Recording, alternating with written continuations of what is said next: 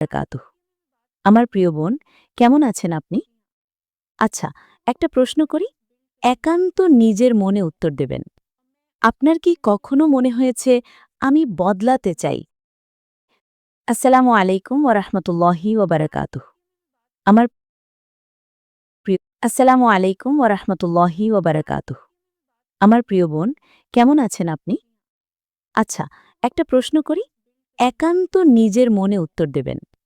আপনার কি কখনো মনে হয়েছে আমি বদলাতে চাই, আমি আল্লাহর প্রিয় হতে চাই, আমি পর্দা শুরু করতে চাই? হয়তো আপনি আয়নার সামনে দাঁড়িয়ে ওড়নাটা মাথায় টেনেছেন, নিজেকে খুব পবিত্র মনে হয়েছে, কিন্তু পরক্ষণেই ভয় কাজ করেছে। লোকে কি বলবে? আমার বন্ধুরা কি আমাকে আনস্মার্ট ভাববে? বিয়ে বা চাকরির ক্ষেত্রে কি সমস্যা হবে? এই দ্বিধা, এই ভয় আর সমাজের অদৃশ্য শিকল, এগুলো কি আপনাকে আটকে রেখেছে? যদি আপনার উত্তর হ্যাঁ হয়, তবে আজকের এই ভিডিওটি বিশেষভাবে আপনার জন্য। আজ আমরা কোনো কঠিন তাত্ত্বিক আলোচনা করব না। আজ আমরা জানব কিভাবে একজন সাধারণ মুসলিম নারী হাজারো প্রতিকূলতার মাঝেও আল্লাহর সন্তুষ্টির জন্য নতুন করে পর্দা বা হিজাব শুরু করতে পারেন। বিশ্বাস করুন বোন, আল্লাহ সুবহানাহু ওয়া তাআলা আপনার মনের এই ছোট্ট ইচ্ছাটির জন্যই হয়তো অপেক্ষা করছেন। তিনি আপনাকে ভালোবাসেন বলেই আজ আপনি এই ভিডিওটি দেখছেন। আসুন, আজ আমরা শিখি কিভাবে দুনিয়ার মায়া কাটিয়ে নিজেকে দামি করে আল্লাহর রঙে নিজেকে রাঙানো যায়। বোন আমার, পর্দা কোনো মানুষের বানানো নিয়ম নয়। এটি আমাদের স্রষ্টা মহান আল্লাহর সরাসরি নির্দেশ। আল্লাহ আমাদের সৃষ্টি করেছেন, তাই তিনিই ভালো জানেন কিসে আমাদের সম্মান আর কিসে আমাদের নিরাপত্তা। পবিত্র কুরআনের সূরা আল আহজাব আয়াত ৫৯ আল্লাহ সুবহানাহু ওয়া তাআলা তার প্রিয় হাবিব মুহাম্মদ সাল্লাল্লাহু আলাইহি ওয়াসাল্লামকে নির্দেশ দিচ্ছেন, হে নবী, আপনি আপনার স্ত্রীগণকে, কন্যাগণকে এবং মুমিনদের নারীগণকে বলুন তারা যেন তাদের চাদরের কিয়দংশ নিজেদের ওপর টেনে দেয়। এতে তাদের চেনা সহজ হবে, ফলে তাদের উত্ত্যক্ত করা হবে না। খেয়াল করুন বোন, এখানে আল্লাহ মুমিন নারী বলেছেন। আপনি যদি নিজেকে মুমিন দাবি করেন, তবে এই আয়াত আপনার জন্যই। আবার সূরা নূরের ৩১ নম্বর আয়াতে আল্লাহ বলছেন, তারা যেন তাদের সৌন্দর্য প্রকাশ না করে, কেবল যতটুকু আপনা আপনি প্রকাশ হয়ে পড়ে, এবং তারা যেন তাদের মাথার ওড়না বক্ষদেশের উপর ফেলে রাখে। রাসূলুল্লাহ সাল্লাল্লাহু আলাইহি ওয়াসাল্লামের হাদিস থেকে আমরা জানতে পারি, যখন পর্দার আয়াত নাজিল হল, তখন আনসারী মহিলারা এমনভাবে বের হতেন যেন তাদের মাথার উপর কাক বসে আছে, অর্থাৎ কালো কাপড়ে তারা আপাদ মস্তক আবৃত থাকতেন। পর্দা মানে শুধু শরীর ঢাকা নয় বোন, পর্দা মানে হল আমি আল্লাহর কাছে আত্মসমর্পণ করলাম। চিন্তা করুন, হীরা বা মুক্তা কেন ঝিনুকের শক্ত খোলসের ভেতরে বা সিন্দুকের গভীরে লুকানো থাকে? কারণ তা দামি। আপনিও আল্লাহর কাছে দামি। শয়তান চায় আপনাকে সস্তা পণ্যের মতো প্রদর্শন করতে, আর আল্লাহ চান আপনাকে সম্ভ্রান্ত রানীর মতো মর্যাদা দিতে। আমি জানি শুরু করাটা সবসময় কঠিন। শয়তান আপনার কানে ফিসফিস করে বলবে, এখনো তো বয়স কম, পরে করো। আগে বিয়েটা হোক, তারপর পর্দা করো। তুমি তো এমনিতেই ভালো, মন পরিষ্কার থাকলেই হয়। এগুলো সব শয়তানের ধোঁকা। মৃত্যুর কোনো বয়স নেই বোন। আজ আপনি যে শ্বাসটি নিচ্ছেন, পরের শ্বাসটি নেওয়ার সুযোগ নাও পেতে পারেন।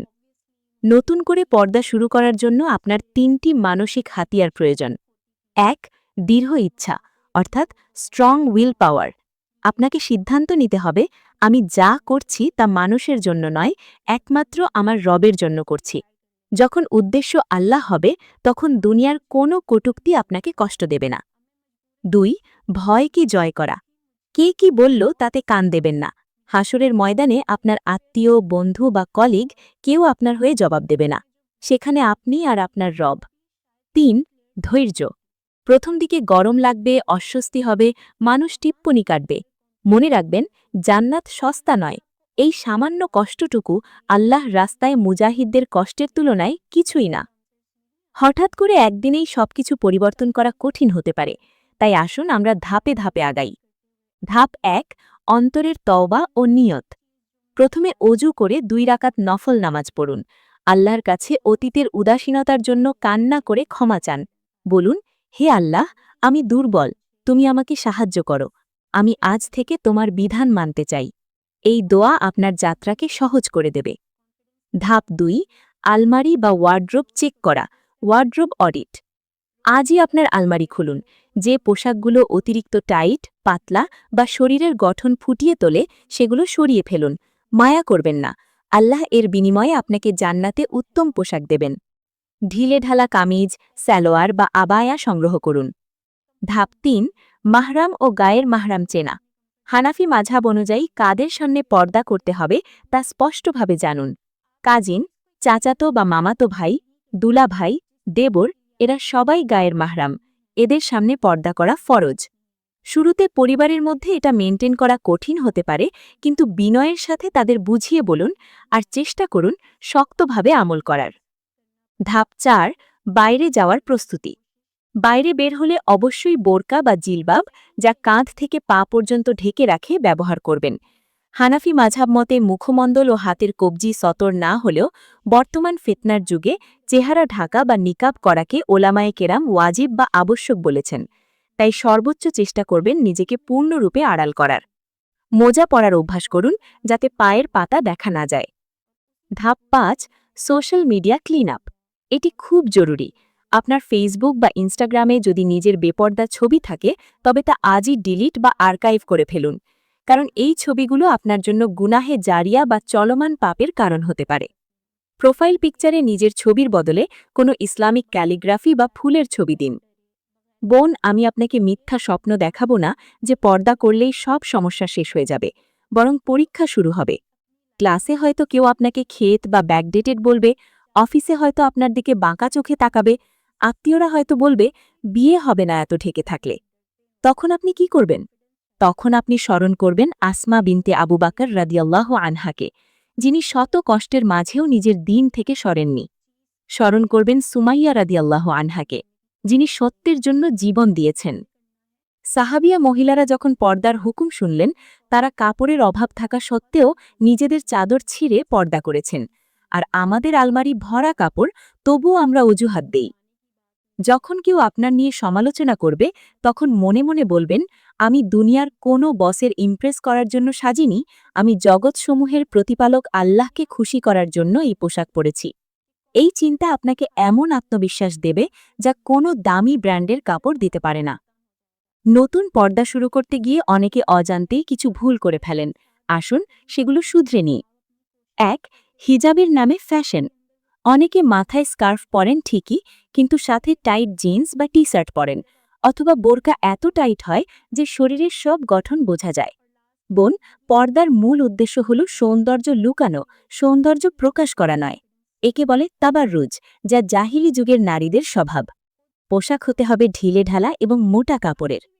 ২, গায়ের মাহরামদের সাথে শিথিলতা। অনেকে বাইরে পর্দা করেন, কিন্তু বাসায় কাজিন বা দেবর আসলে পর্দা করেন না। মনে রাখবেন, আল্লাহর হুকুম ঘরের ভেতরে ও বাইরে উভয় জায়গার জন্যই সমান। ৩, পারফিউম ব্যবহার। রসুলুল্লাহ সাল্লাল্লাহু আলাইহি ওয়াসাল্লাম বলেছেন, যে নারী সুগন্ধি মেখে পরপুরুষের পাশ দিয়ে যায়, সে ব্যভিচারিণীর মতো। নাউজুবিল্লাহ। তাই বাইরে যাওয়ার সময় পারফিউম ব্যবহার থেকে বিরত থাকুন। পরিষ্কার থাকুন, কিন্তু সুগন্ধি ছড়াবেন না। হয়তো ভাবছেন, আমি তো অনেক গুনাহ করেছি, আল্লাহ কি আমাকে মাফ করবেন? শুনুন আমার রবের ভালোবাসার কথা। আল্লাহ সুবহানাহু ওয়া তাআলা পবিত্র কুরআনে বলেছেন, বলো, হে আমার বান্দাগণ, তোমরা যারা নিজেদের প্রতি অবিচার করেছ, আল্লাহর অনুগ্রহ থেকে নিরাশ হইও না। নিশ্চয়ই আল্লাহ সমস্ত গুনাহ ক্ষমা করে দেন। সুবহানাল্লাহ। আপনি যখন আল্লাহর দিকে এক বিগত আগাবেন, আল্লাহ আপনার দিকে এক হাত এগিয়ে আসবেন। আপনি হেঁটে আসবেন, আল্লাহ আপনার দিকে দৌড়ে আসবেন। আপনার অতীত যাই হোক, আজকের এই তওবা আপনাকে নিষ্পাপ শিশুর মতো পবিত্র করে দিতে পারে। হতাশ হবেন না বোন। জান্নাতের রমণীদের সর্দার ফাতিমা রাদিয়াল্লাহু আনহার পদাঙ্ক অনুসরণ করার চেষ্টা করুন। একদিন এই পর্দা, এই হিজাব আপনার কবরের অন্ধকারকে আলোকিত করবে ইনশাআল্লাহ। প্রিয় বোন, আজকের এই ভিডিওটি হয়তো আপনার জীবনের মোড় ঘুরিয়ে দেওয়ার উসিলা হতে পারে। সিদ্ধান্ত আপনার। ক্ষণস্থায়ী দুনিয়ার প্রশংসা চান, নাকি চিরস্থায়ী জান্নাতের সম্মান চান? আজই, এখন থেকেই নিয়ত করুন। আয়নার সামনে দাঁড়িয়ে নিজেকে বলুন, আমি গর্বিত মুসলিম নারী, পর্দাই আমার অহংকার। ভিডিওটি শেষ করার আগে আপনার কাছে একটা অনুরোধ। এই ভিডিওটি আপনার সেই বান্ধবী বা বোনের সাথে শেয়ার করুন, যাকে আপনি জান্নাতে আপনার সাথে দেখতে চান। আপনার মনে যদি কোনো প্রশ্ন থাকে বা আপনি যদি পর্দা শুরু করার ওয়াদা করেন, তবে কমেন্ট বক্সে আমিন বা আপনার অনুভূতির কথা লিখে জানান। আমরা একে অপরের জন্য দোয়া করব।